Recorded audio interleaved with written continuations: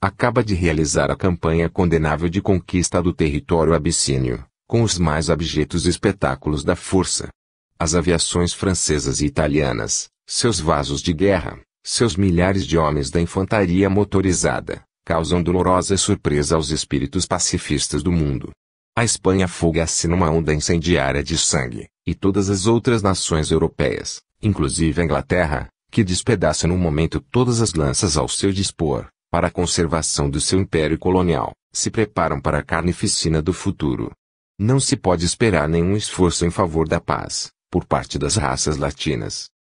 E vieram, em seguida, os seres tutelares dos povos da Mongólia, recebendo idêntica resposta. A China está cheia de fogo e de sangue. O Japão, repleto de associações secretas, de espionagem, para a realização dos projetos nipônicos na guerra futura. As ilhas orientais estão dominadas pelo imperialismo do século, fomentando-se dentro delas as lutas sociais, políticas e religiosas. E chegaram, depois, nesse inquérito, os gênios que presidem ao destino das livres Américas, obtendo sempre a mesma resposta. Os vossos subordinados, exclamou o lúcido e bem informado mensageiro, inconscientes dos tesouros econômicos que possuem, perdem-se num labirinto de lutas políticas de todos os matizes. As nações do norte vivem idealizando todos os poderes destrutivos para serem utilizados na sua defensiva, esperando-se, ali, mais tarde, o perigo das forças amarelas. Atormentados pelos preconceitos, entregam-se, por vezes, a linchamentos e distúrbios sociais, incompatíveis com seu alevantado progresso. Os americanos do Sul esquecem suas possibilidades na solução do problema da concórdia humana, entregando-se, de vez em quando, aos excessos das paixões políticas, que os arrastam à sangria fratricida das guerras civis, cujo único objetivo é o multiplicar o número dos infelizes e dos desafortunados do mundo. Depois de penosas discussões, vieram os grandes gênios inspiradores das ciências físicas e morais da humanidade terrestre. Todavia, o gênio da paz continuou com a sua palavra inflexível e dolorosa. Não se pode esperar um esforço sério das correntes religiosas da terra, a favor da tranquilidade dos homens, com raras exceções, quase todas estão divididas em núcleos de combate recíproco, dentro de atividades e interesses anticristãos. Quanto às ciências físicas, todas as suas atenções estão voltadas para o extermínio e para a morte.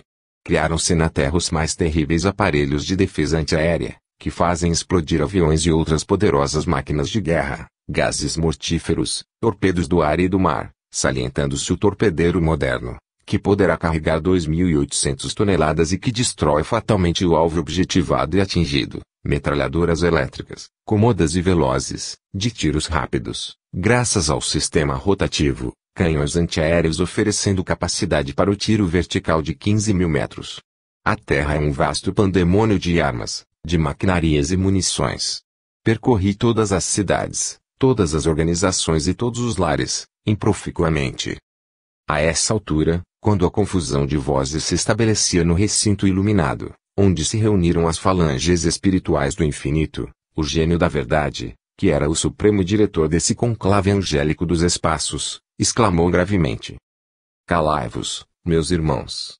Ninguém, na terra, poderá colocar outro fundamento a não ser o de Jesus Cristo. A evolução moral dos homens será paga com os mais penosos tributos de sangue das suas experiências.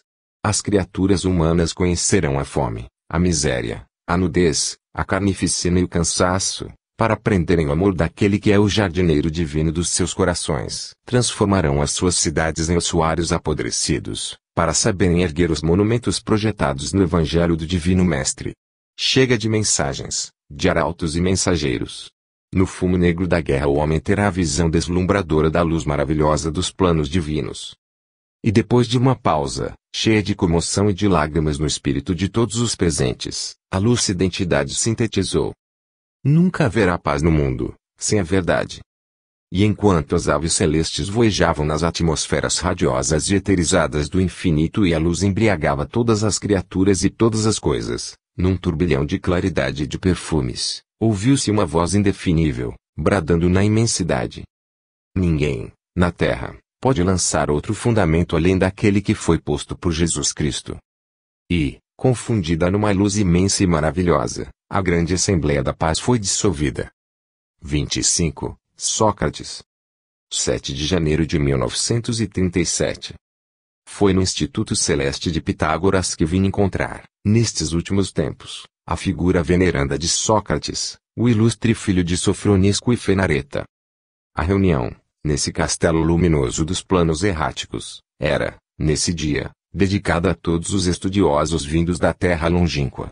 A paisagem exterior, formada na base de substâncias imponderáveis para as ciências terrestres da atualidade, recordava a antiga Hélade, cheia de aromas, sonoridades e melodias. Um solo de neblinas evanescentes evocava as terras suaves e encantadoras, onde as tribos jones e eólias localizaram a sua habitação, organizando a pátria de Orfeu, cheia de deuses e de harmonias. Árvores bizarras e floridas enfeitavam o ambiente de surpresas cariciosas, lembrando os antigos bosques da Tessália, onde Pan se fazia ouvir com as cantilenas de sua flauta, protegendo os rebanhos junto das frondes vetustas, que eram as liras dos ventos brandos, cantando as melodias da natureza. O palácio consagrado a Pitágoras tinha aspecto de severa beleza, com suas colunas gregas à maneira das maravilhosas edificações da gloriosa Atenas do passado. Lá dentro, agasalhava-se toda uma multidão de espíritos ávidos da palavra esclarecida do grande mestre, que os cidadãos atenienses haviam condenado à morte, 399 anos antes de Jesus Cristo. Ali se reuniam vultos venerados pela filosofia e pela ciência de todas as épocas humanas: Terpandro, Tucídides, Lises, Ésquines, Filolau, Timeu, Símies, Anaxágoras e muitas outras figuras respeitáveis da sabedoria dos homens. Admirei-me, porém, de não encontrar ali nem os discípulos do sublime filósofo ateniense, nem os juízes que o condenaram à morte. A ausência de Platão, a esse conclave do infinito, impressionava meu pensamento, quando, na tribuna de claridades divinas, se materializou aos nossos olhos o vulto venerando da filosofia de todos os séculos.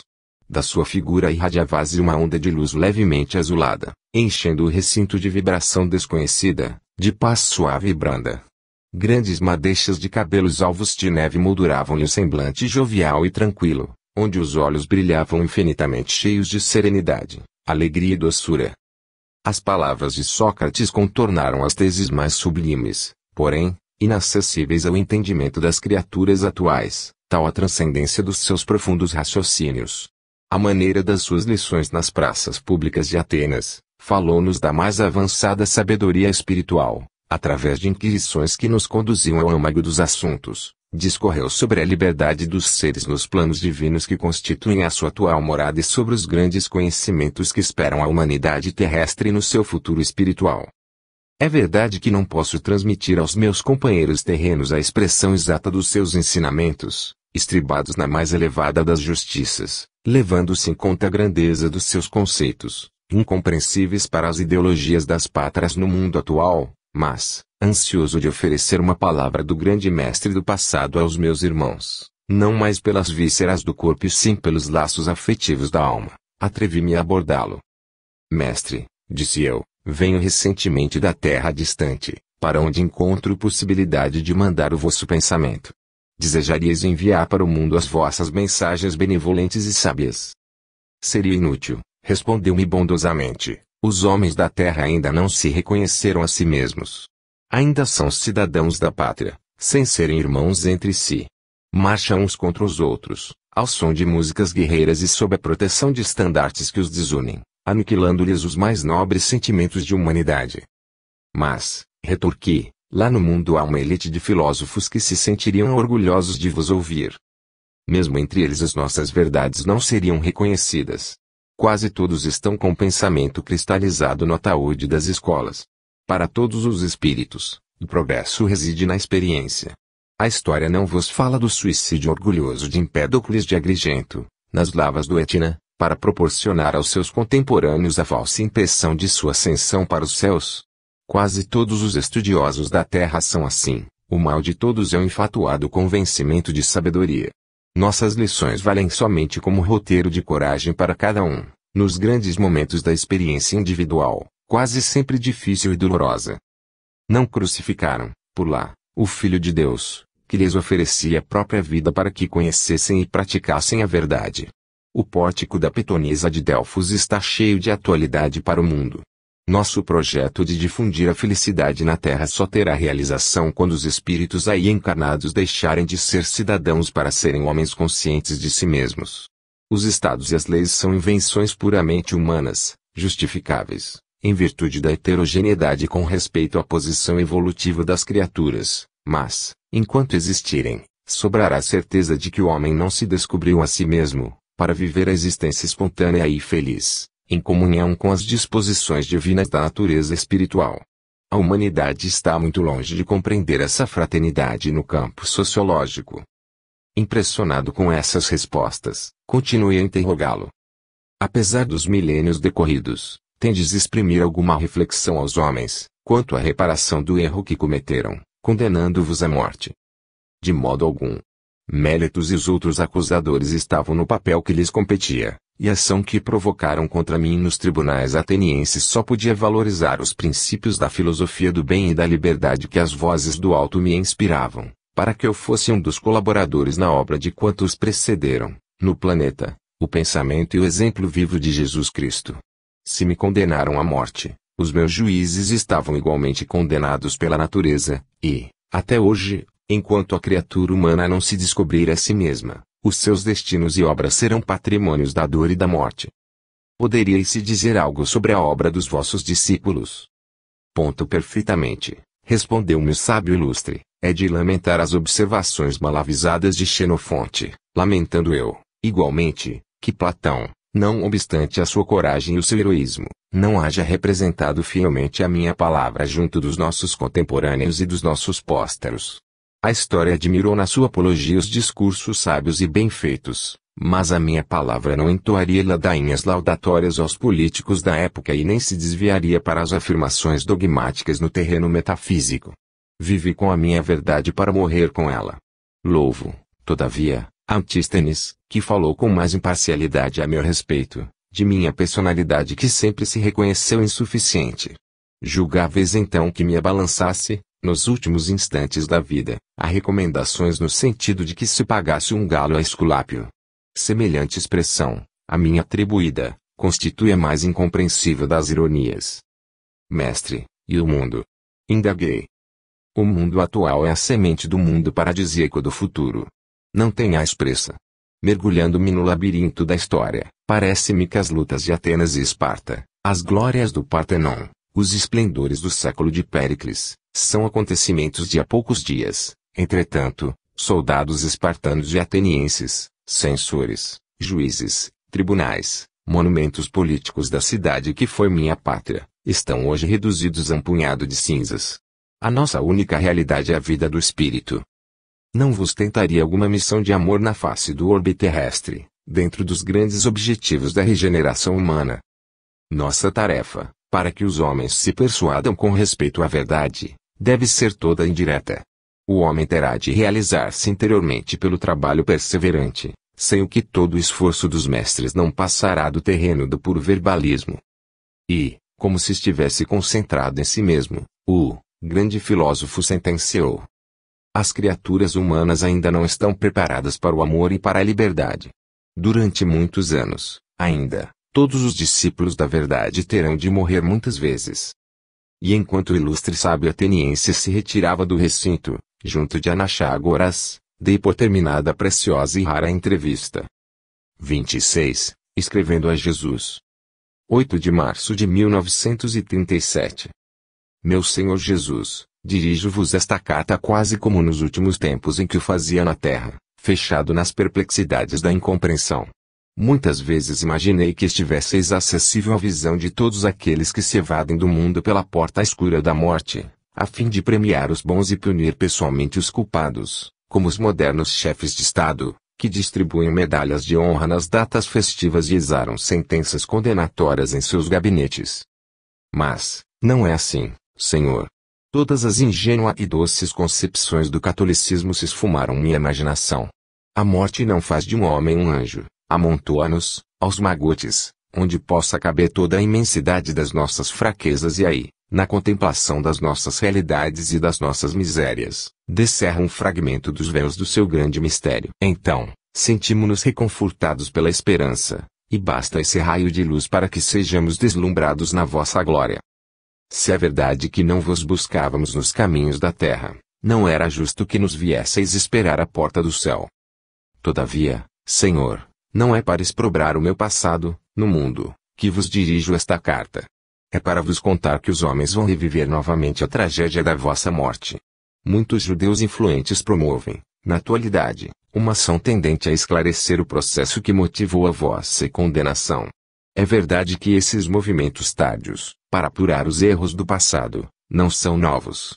Joana d'Arc foi canonizada após a calúnia, o martírio e o vilipêndio e, ainda agora, no Brasil, foi revivido o processo que fizera de Pontes Visgueiro um monstro nefando, movimento esse que lhe atenuou falta, humanizando-se a sua figura através da análise minuciosa dos fatos recapitulados pelo Sr. Evaristo de Moraes. Os descendentes dos vossos algozes querem reparar a violência dos seus avós. Objetivam a reconstrução do mesmo cenário de antanho. A corte provincial romana, o tribunal famoso dos israelitas, copiando a situação com a possível fidelidade. Eu queria, porém, acrescentar, entre parênteses, que o mesmo Caifás ainda estará no sinédrio para punir e julgar. Foi pensando tudo isso, Senhor, que fui a Jerusalém observar detidamente os lugares santos. Se ultimamente contemplei a cidade arruinada dos profetas, no momento em que se comemorava a vossa paixão e a vossa morte, tendo fixado no espírito os quadros dolorosos do vosso martírio, não pude observar detalhadamente as suas ruínas, desde o momento em que a minha atenção foi solicitada pela magnânima figura de Iscariotes. É verdade que os séculos guardarão aí, para sempre, os traços indeléveis da vossa ligeira passagem pelo planeta. Jerusalém prosseguirá contando aos peregrinos do mundo inteiro a sua história de lamentações e dores. Reconheci, contudo, a dificuldade para copiarem o passado com as suas coisas e com as suas circunstâncias. Conta-se que, anos depois da vossa crucificação, o Rabi Aguiba foi, com alguns companheiros, visitar as ruínas do templo onde haviam ecoado as vossas divinas palavras. Mas, o local sagrado onde se venerava o Santo dos Santos era refúgio dos chacais, que fugiram espantados com a presença dos homens. Hoje, igualmente, Senhor, Jerusalém não possui a fisionomia de outrora. Nos lugares onde se derramava o perfume do incenso e da mirra, há cheiro pronunciado de gasolina e vapores. Os burricos graciosos foram substituídos pelos automóveis confortáveis. Os ingleses vivem ocidentalizando as ruínas abandonadas. Sobre o mar da Galileia, em Tiberíades, foi construído um balneário elegante, cheio de banhistas com seus trajes multicores, sentindo-se ali como em Copacabana, ou Biarritz. A Judéia está cortada de linhas férreas, de estradas macadamizadas, de cinematógrafos, de iluminações elétricas, de serviços modernos. Há, até, Senhor, um poderoso judeu russo chamado Rutemburgo, que captou energia elétrica nas águas mansas do Jordão à forca de mecanismos e represas. Aquelas águas sagradas e claras, que batizaram os cristãos, movem hoje poderosas turbinas. As usinas estão em toda parte. Todas essas instalações têm alterado a fisionomia da região. Certamente, Senhor, conhecestes Haifa, que era um ninho tranquilo e doce, à sombra do Monte Carmelo, sobre o qual Elias encontrou os profetas de Baal, confundindo-os com a sabedoria das suas palavras. Pois, hoje, palpita ali enorme cidade, guardando uma grande estação de depósito de petróleo, onde a marinha inglesa costuma abastecer-se. O campo suave de Mispe, onde a voz de Samuel se fez ouvir durante 30 dias consecutivos, exortando Israel, transformou-se num imenso aeródromo onde pousam as aves metálicas do progresso, cheias de notícias e de ruídos. Torna-se difícil reconstituir o ambiente da vossa injusta condenação. Mas os homens, Senhor, nunca dispensaram a teatralidade e as máscaras de suas vidas. É possível que engendrem um dramalhão, no qual, a pretexto de vos reabilitar perante a história, subvertam, ainda mais, no abismo da sua materialidade, a profunda significação espiritual da vossa doutrina.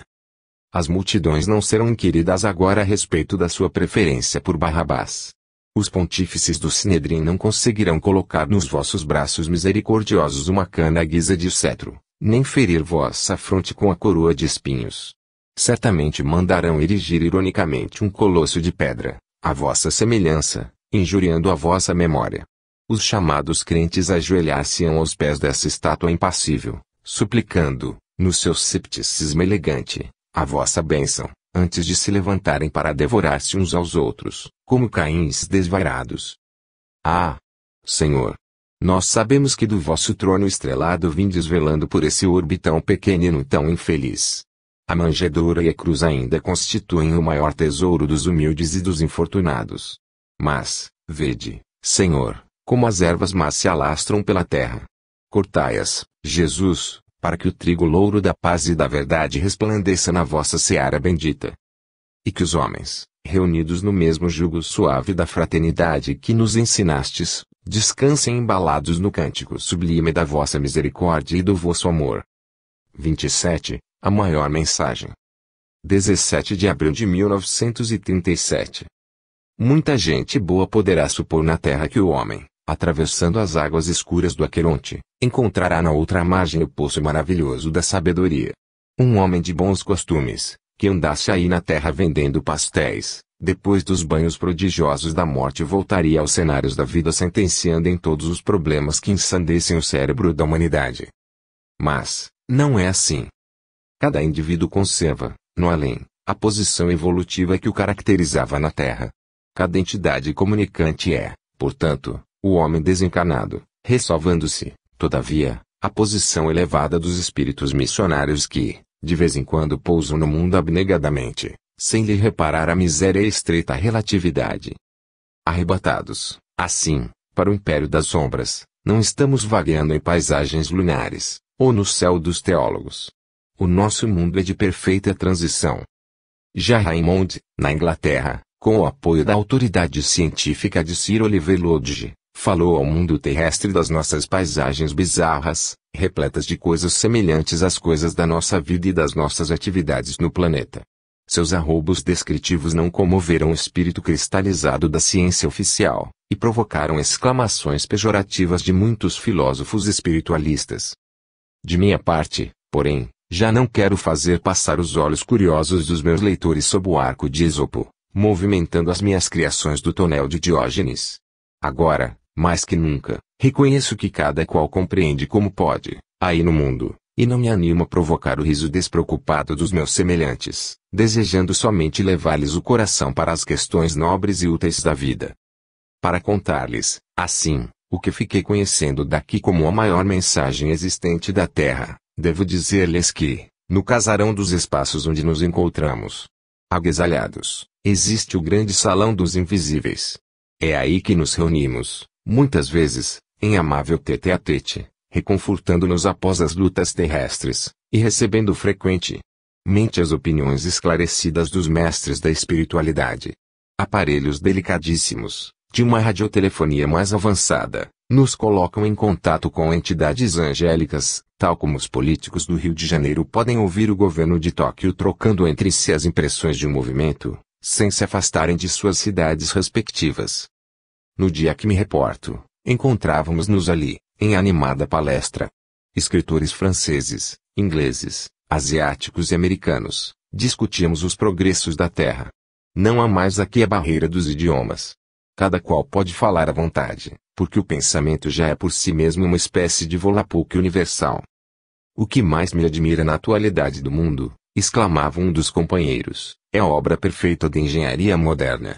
Na América do Norte cuida-se da captação da energia elétrica existente na força das ondas marítimas, dentro do mecanismo de poderosas turbinas e, talvez, antes que o homem penetre o segredo do aproveitamento das forças atômicas, para repousar as suas atividades na eletricidade atmosférica, já terá construído formidáveis usinas captadoras da energia dos ventos, a mais de 200 metros de altura.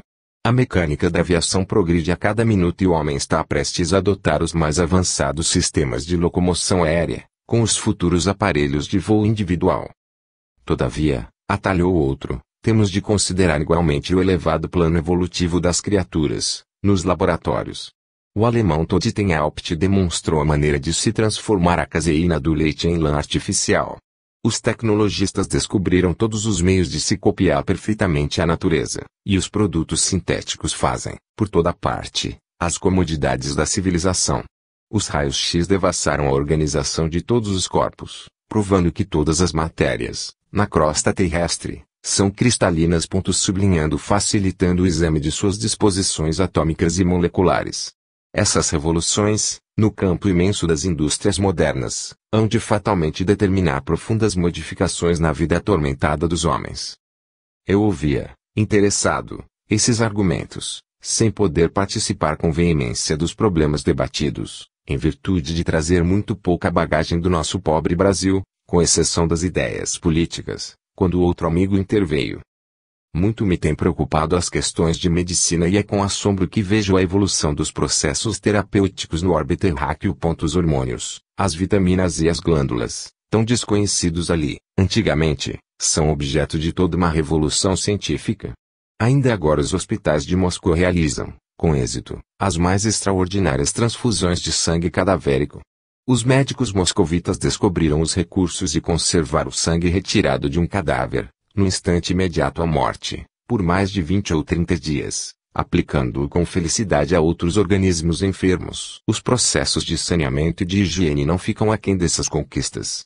Há tempos saneou-se, na Itália, a região das Lagoas Pontinas e, onde havia pântanos e focos microbianos, florescem hoje cidades prestigiosas e progressistas.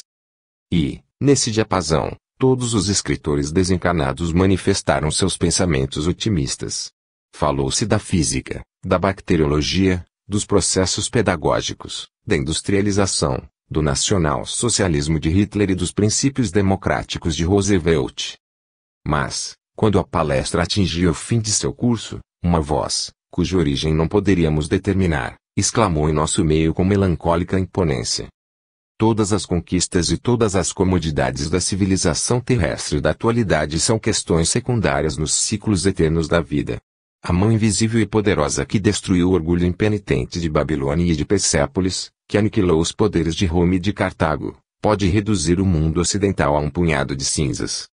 As plataformas políticas, os laboratórios científicos, os diplomas de novos conhecimentos, são segundos valores em todos os caminhos evolutivos, porque, sem o amor, que é a fraternidade universal, todas as portas da evolução estarão fechadas. Pode Einstein devassar novos segredos na teoria das relatividades, Sigismund Freud poderá descobrir novas causas dos padecimentos humanos com a perseverança e a paciência de suas análises. A tecnologia pode modificar visceralmente a estrutura das indústrias do planeta. Hitler, Mussolini, Roosevelt e Trotsky podem aventar novas sistematizações da política, renovando as concepções do Estado, mas a maior mensagem no mundo ainda é o Evangelho. Sem o amor de Jesus Cristo, todos os povos estão condenados a morrer, com todo o peso de suas conquistas e de suas glórias, porque somente o amor pode salvar o mundo que se aniquila. Podereis todos vós descer à face escura e triste da terra, proclamando a vossa imortalidade, porém, nada fareis de útil se não entregardes ao espírito humano essa chave maravilhosa, para que se abram as portas imensas da paz, no coração amargurado dos homens. Diante dessa voz suave e terrível, todos nós silenciáramos. Ao longe, muito ao longe, por um esforço pronunciado de nossa ação, divisávamos a terra longínqua.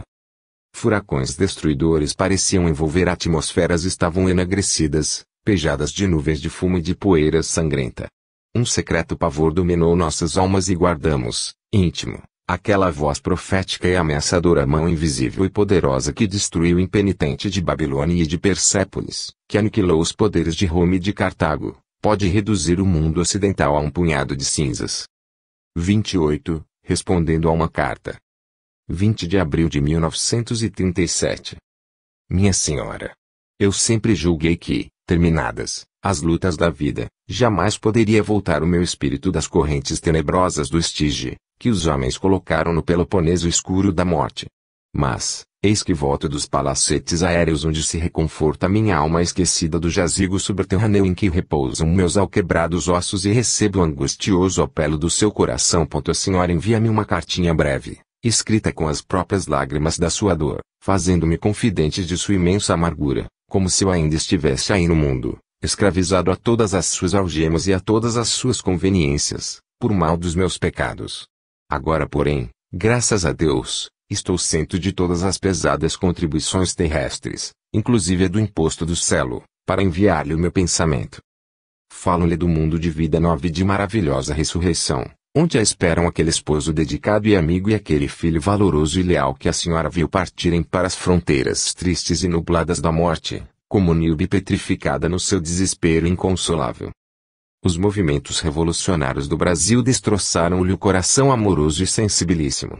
Em 30, quando os políticos novos se rejubilavam sobre os destroços da República Velha, enquanto se enfunavam bandeiras e vibravam mocidades, a sua alma de mulher, sozinha e triste, chorava sobre o túmulo do companheiro que Deus lhe havia dado e com quem edificara, através da luta e dos anos, o ninho quente e doce em cujos delicados contornos o seu espírito se havia dilatado, prolongando-se nos filhos, satélites abençoados do seu amor e do seu coração. Esse golpe foi a grande espada de dor, estraçalhando para sempre a tranquilidade da sua vida. Em 35, eis que perde seu filho, digno sucessor da patente do pai, num outro movimento de forças homicidas. Sua alma de viúva e de mãe cobriu-se então de luto e de lágrimas, para sempre. Uma saudade oceânica absorve-lhe todas as atividades e todos os momentos, e no silêncio da noite, quando todos se entregam ao amolecimento e ao repouso, seu espírito está vigilante como soldados de Pompeia, apesar dos decretos irrevogáveis do destino, esperando que surjam as visões consoladoras do companheiro bem-amado e do filho inesquecido até que as primeiras claridades do dia venham desfazer o magnetismo suave das suas esperanças. No mundo das suas recordações fulguram relâmpagos e, assombrada, sua alma vê passar todos os dias, nas estradas imensas da sua amargura, os fantasmas de todos os sonhos mortos, mergulhados no ataúde de suas desilusões. Para uma alma de mãe que chora, nunca há consolação bastante no mundo. Um coração materno, pranteando sobre as lutas fratricidas, é sempre um símbolo dos sofrimentos da humanidade crucificada no madeiro das hostilidades patrióticas, que separaram os povos do amor fraterno, destilando o veneno do ódio nos seus corações. Já se disse que a guerra é o fator de todos os progressos do orbe, mas temos de convir em que toda civilização é um produto detestável do martirológio das mães desveladas e sofredoras. É por isso, talvez, que a civilização dos homens cai sempre, na esteira infinita do tempo, como fruto amargo e apodrecido. Todos os calendários, surgidos nos milênios, assinalam épocas de opulência e de grandeza, para se desfazerem nos abismos da miséria e da morte. No declínio de cada período evolutivo do planeta reúnem-se, em vão, os políticos e os guerreiros para salvá-lo, como agora acontece no mundo ocidental, no desfiladeiro da destruição. Criam-se conciliábulos de paz impossível, porque, através de todos os edifícios suntuosos e de todas as doutrinas políticas, faz-se ouvir a mesma voz compassiva e lamentosa: Caim, que fizeste do teu irmão? É que nunca se reuniram os homens para salvar a civilização, com a ternura das mães, com os seus devotamentos e com os seus sacrifícios, nunca se recordaram de uma estatística dos corações maternos antes de prepararem uma batalha. Embora se deva à mulher todos os monumentos de fé realizadora que os homens têm construído na face do mundo. E, no seu caso, a dor que a martiriza fere mais fundo o seu coração, porque o esposo e o filho não pereceram num campo inimigo, onde batalhassem com o título de bravos, título esse ainda justificável em virtude da ignorância das leis divinas, mas, assassinados por seus próprios irmãos, com estúpida crueldade. Os fatos, em verdade, não pertencem à história pátria, mas, sim, à legislação do Código Penal. Todavia, minha senhora, não busque a proteção das leis judiciárias, estruturadas pelos homens. Subordine os julgamentos dos atos perversos, de que fui objeto, ao tribunal divino, que legisla acima de todas as forças políticas da terra. Sofre o seu martírio com amargurada resignação. O sofrimento é como um absinto maravilhoso. Se a sua taça está hoje cheia de fel inevitável, esse líquido amargo nunca se escoa. Aqueles que lhe deram vêm atrás dos seus passos. O mesmo fel os aguarda nos caminhos tortuosos da vida. Eu não tenho argumentos para consolá-la, senão os de minha própria sobrevivência, fornecendo-lhe a certeza de que um dia encontrará, numa vida melhor, os bem-amados do seu coração. Sua mágoa é daquelas que a esponja insaciável do tempo não apaga na terra, mas, viva a sua existência com as esperanças colocadas no céu. Lembre-se da mãe de Jesus, ela sintetiza as angústias de todos os corações maternos, perdidos como flores divinas entre as urzes e os espinhos do mundo, e sentir-se tocada de uma luz suave e misericordiosa. Uma sagrada e eterna esperança balsamizará, como um luar perene, à noite das suas desventuras, adquirindo a força necessária para vencer nas estradas ríspidas e espinhosas.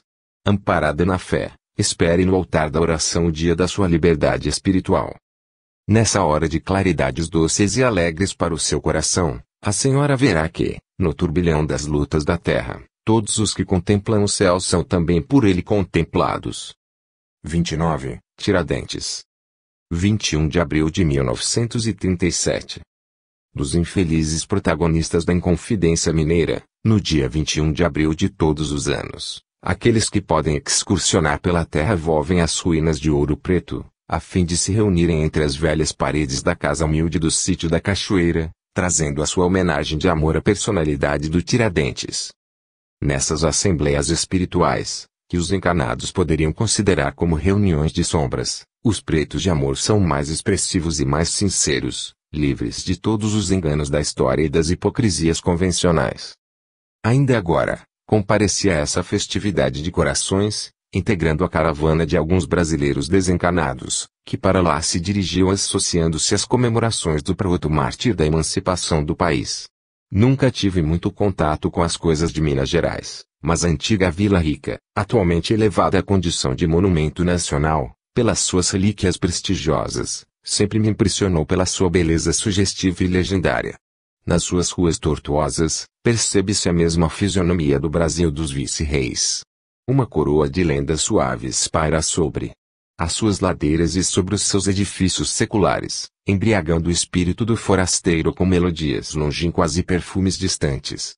Na terra empedrada, ainda existem sinais de passos dos antigos conquistadores do ouro dos seus rios e das suas minas e, nas suas igrejas, ainda se ouvem soluços de escravos, misturados com gritos de sonhos mortos, do seu valoroso heroísmo. A velha Vila Rica, com a névoa fria dos seus horizontes, parece viver agora com as suas saudades de cada dia e com as suas recordações de cada noite. Sem me alongar nos lances descritivos, acerca dos seus tesouros do passado, objeto da observação de jornalistas e escritores de todos os tempos, devo dizer que, na noite de hoje, a casa antiga dos Inconfidentes tem estado cheia das sombras dos mortos. Aí fui encontrar, não segundo o corpo, mas segundo o espírito, as personalidades de Domingos Vidal Barbosa, Freire de Andrada, Mariano Leal, José Joaquim da Maia, Cláudio Manuel, Inácio Alvarenga, Doroteia de Seixas, Beatriz Francisca Brandão, Toledo Pisa, Luiz de Vasconcelos e muitos outros nomes, que participaram dos acontecimentos relativos à malograda conspiração. Mas, de todas as figuras veneráveis ao alcance dos meus olhos, a que me sugeria as grandes afirmações da pátria era, sem dúvida, a do antigo alferes Joaquim José da Silva Xavier, pela sua nobre e serena beleza. Do seu olhar claro e doce, irradiava-se toda uma onda de estranhas revelações, e não foi sem timidez que me acerquei da sua personalidade, provocando a sua palavra. Falando-lhe a respeito do movimento de emancipação política, do qual havia sido herói extraordinário, declinei minha qualidade de seu ex-compatriota, filho do Maranhão, que também combatera, no passado, contra o domínio dos estrangeiros. Meu amigo, declarou com bondade, antes de tudo, devo afirmar que não fui um herói e sim um espírito em prova, servindo simultaneamente a causa da liberdade da minha terra. Quanto à Inconfidência de Minas, não foi propriamente um movimento nativista, apesar de ter aí ficado como roteiro luminoso para a independência da pátria. Hoje, posso perceber que o nosso movimento era um projeto por demais elevado para as forças com que podia contar o Brasil daquela época, reconhecendo como o idealismo eliminou em nosso espírito todas as noções da realidade prática, mas, estávamos embriagados pelas ideias generosas que nos chegavam da Europa, através da educação universitária. E, sobretudo, o exemplo dos Estados americanos do Norte, que afirmaram os princípios imortais do direito do homem, muito antes do verbo inflamado de Mirabeau. Era uma luz incendiando a nossa imaginação. O Congresso de Filadélfia, que reconheceu todas as doutrinas democráticas, em 1776, afigurou-se-nos uma garantia da concretização dos nossos sonhos. Por intermédio de José Joaquim da Maia procuramos sondar o pensamento de Jefferson, em Paris, a nosso respeito, mas, infelizmente, não percebíamos que a luta, como ainda hoje se verifica no mundo, era de princípios. O fenômeno que se operava no terreno político e social era o desprezo do absolutismo e da tradição, para que o racionalismo dirigisse a vida dos homens. Fomos os títeres de alguns portugueses liberais, que, na colônia, desejavam adaptar-se ao novo período histórico do planeta, aproveitando-se dos nossos primeiros surtos de nacionalismo. Não possuíamos um índice forte de brasilidade que nos assegurasse a vitória, e a verdade só me foi intuitivamente revelada quando as autoridades do Rio mandaram prender-me na Rua dos Latoeiros. E nada tendes a dizer sobre a defecção de alguns dos vossos companheiros? Perguntei. Hoje, de modo algum desejaria avivar minhas amargas lembranças. Aliás, não foi apenas Silvério quem nos denunciou perante o Visconde de Barbacena, muitos outros fizeram o mesmo, chegando um deles a se disfarçar como um fantasma, dentro das noites de Vila Rica, avisando quanto à resolução do governo da província, antes que ela fosse tomada publicamente, com o fim de salvaguardar as posições sociais de amigos do Visconde, que haviam simpatizado com a nossa causa. Graças a Deus, todavia, até hoje, sinto-me ditoso por ter subido sozinho os 20 degraus do patíbulo. E sobre esses fatos dolorosos, não tendes alguma impressão nova a nos transmitir? E os lábios do herói da Inconfidência, como se receassem dizer toda a verdade, murmuraram estas frases soltas. Sim. A sala do oratório e o vozerio dos companheiros desesperados com a sentença de morte. A Praça da Lampadosa, minha veneração pelo crucifixo do Redentor e o remorso do Carrasco. A procissão da Irmandade da Misericórdia, os cavaleiros, até o derradeiro impulso da corda fatal, arrastando-me para o abismo da morte. E concluiu. Não tenho coisa alguma a acrescentar às descrições históricas, senão minha profunda repugnância pela hipocrisia das convenções sociais de todos os tempos. É verdade, acrescentei, reza a história que, no instante da vossa morte, um religioso falou sobre o tema do Eclesiastes: não atraiçois o teu rei, nem mesmo por pensamentos. E terminando a minha observação com uma pergunta, arrisquei. Quanto ao Brasil atual, qual a vossa opinião a respeito? Apenas é de que ainda não foi atingido o alvo dos nossos sonhos. A nação ainda não foi realizada para criar-se uma linha histórica, mantenedora da sua perfeita independência.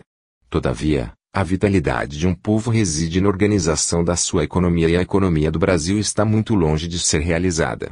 A ausência de um interesse comum, em favor do país, dá causa não mais a derramados impostos, mas ao derrame das ambições, onde todos querem mandar, sem saberem dirigir a si próprios. Antes que se fizesse o silêncio entre nós, tornei ainda.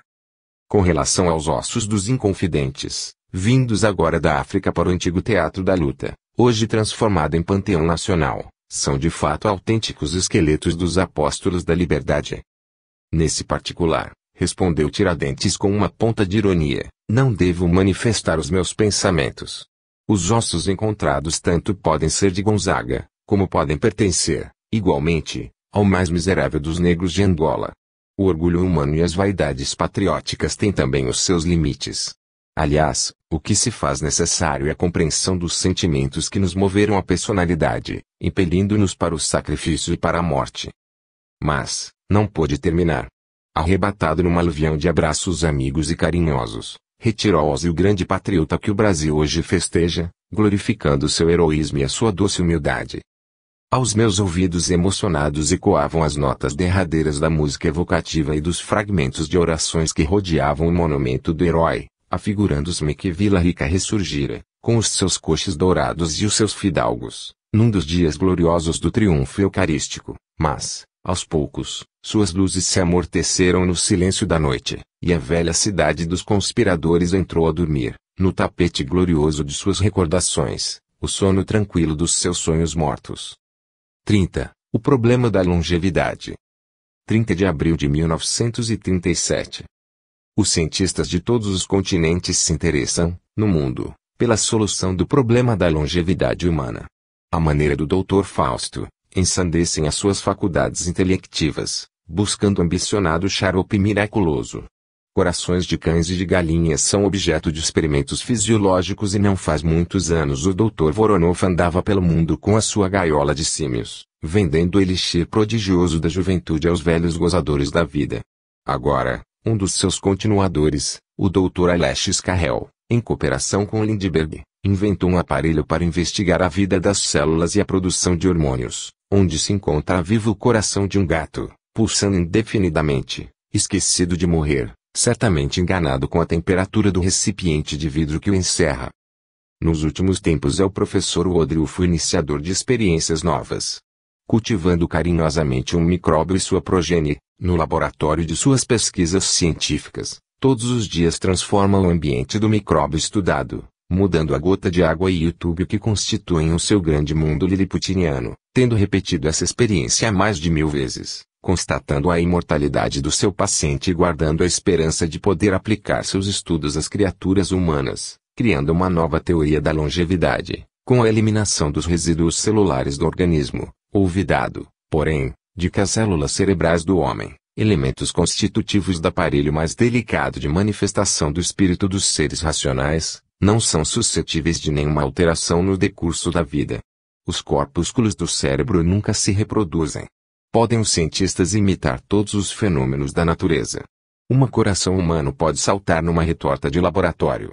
Os rins e o fígado podem segregar os seus produtos específicos, separados do corpo, mas os estudiosos do mundo inteiro jamais poderão fazer pensar o cérebro de um cadáver. Todas essas atividades da ciência moderna, através de movimentos mecânicos, poderão organizar novos sistemas terapêuticos, mas nunca afastar do coração inquieto dos homens o gládio afiado da morte.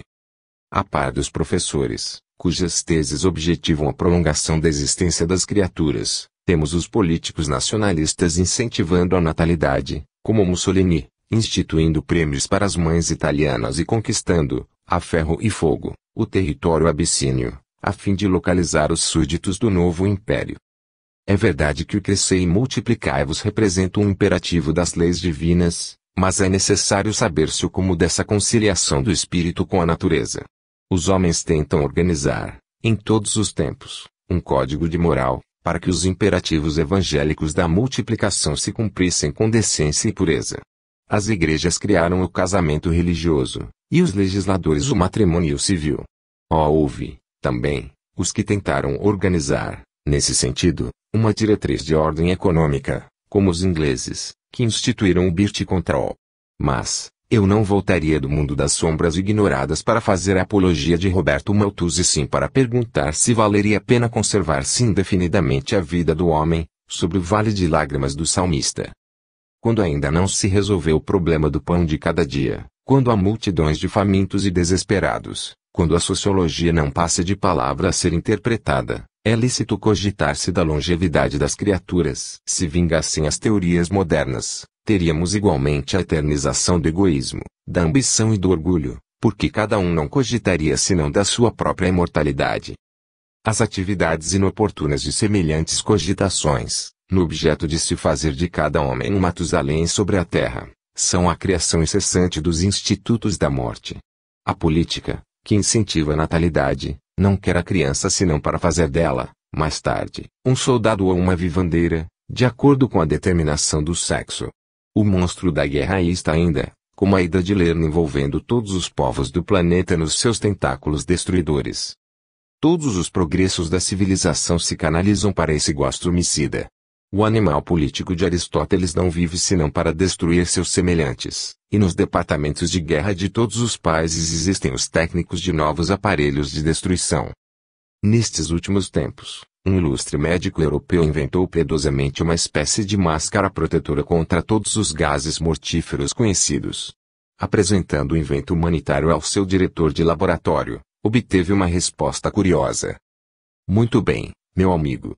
A tua criação merece o apoio do governo e a admiração dos teus colegas. Todavia, é preciso agora que utilizes as tuas faculdades inventivas na criação de um gás mais poderoso do que essa máscara, e que a possa inutilizar no momento oportuno.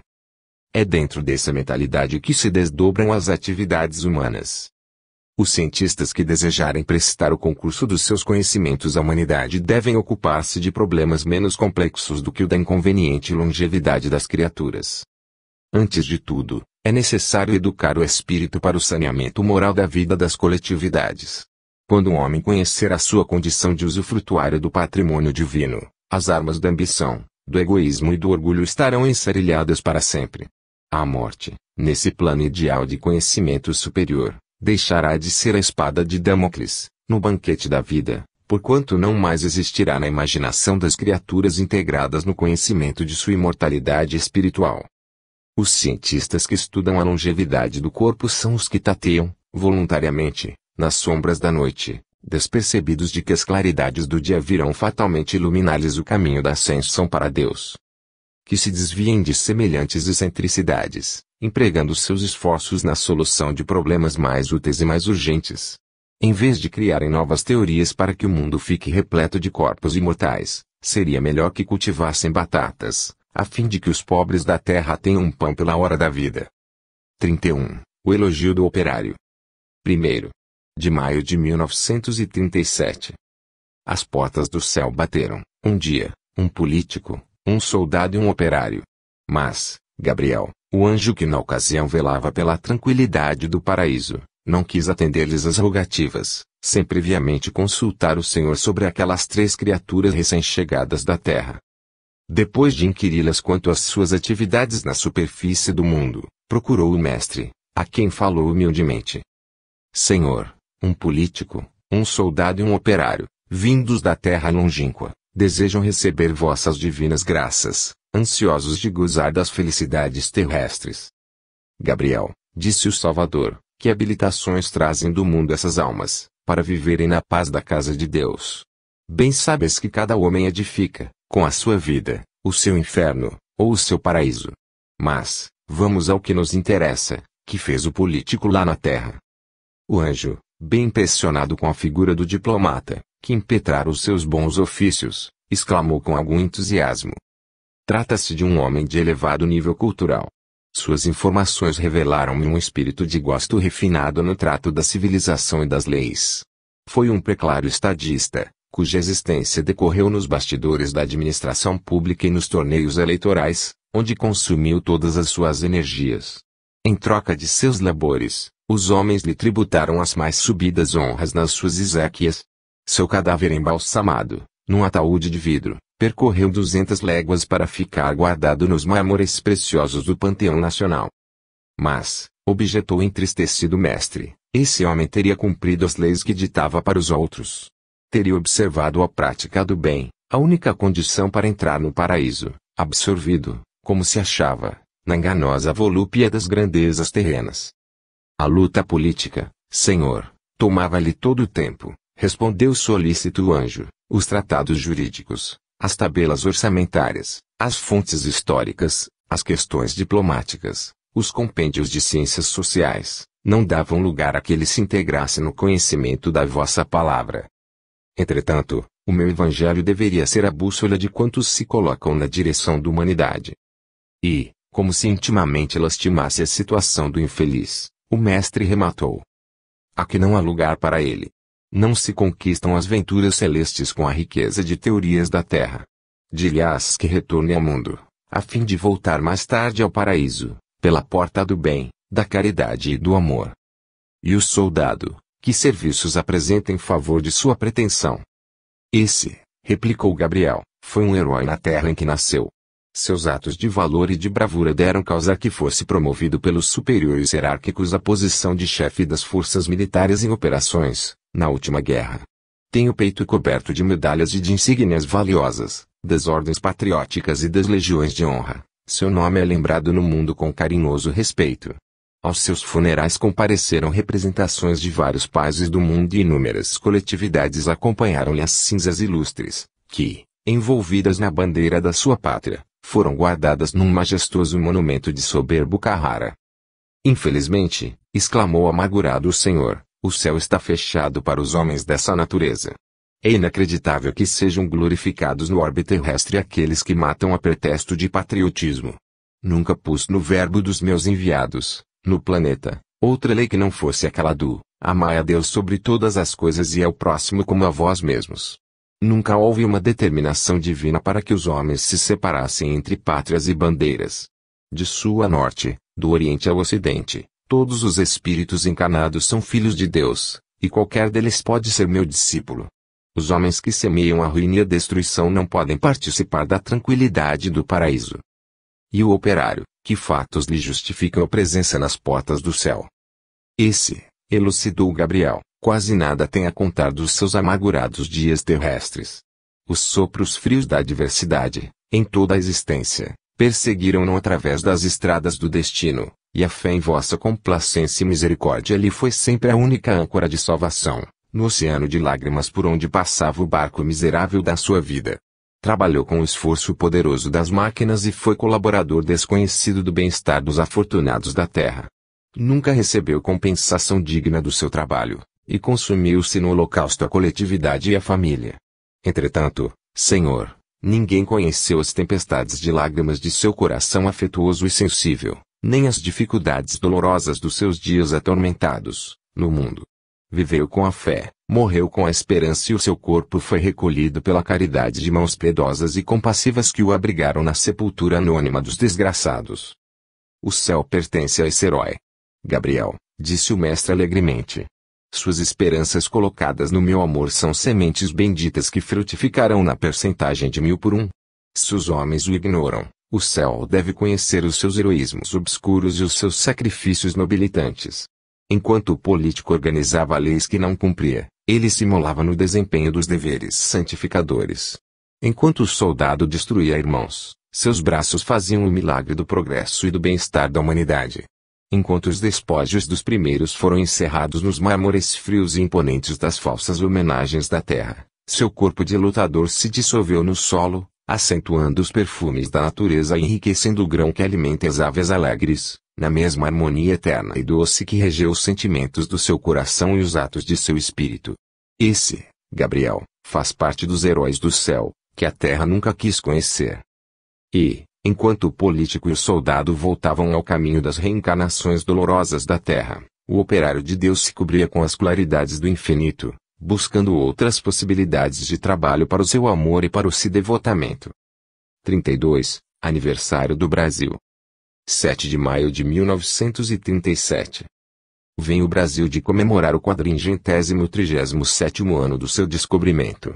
Em todos os centros culturais do país foi lembrada a célebre expedição de Pedro Álvares Cabral, que, em março de 1500, deixou Lisboa com as mais severas recomendações para os régulos da Ásia que aportou primeiramente na ilha de Veracruz, cheia de árvores fartas e de rolas morenas cantando a inocência das terras inexploradas e virgens, cujo domínio Portugal havia pleiteado em Tordesilhas.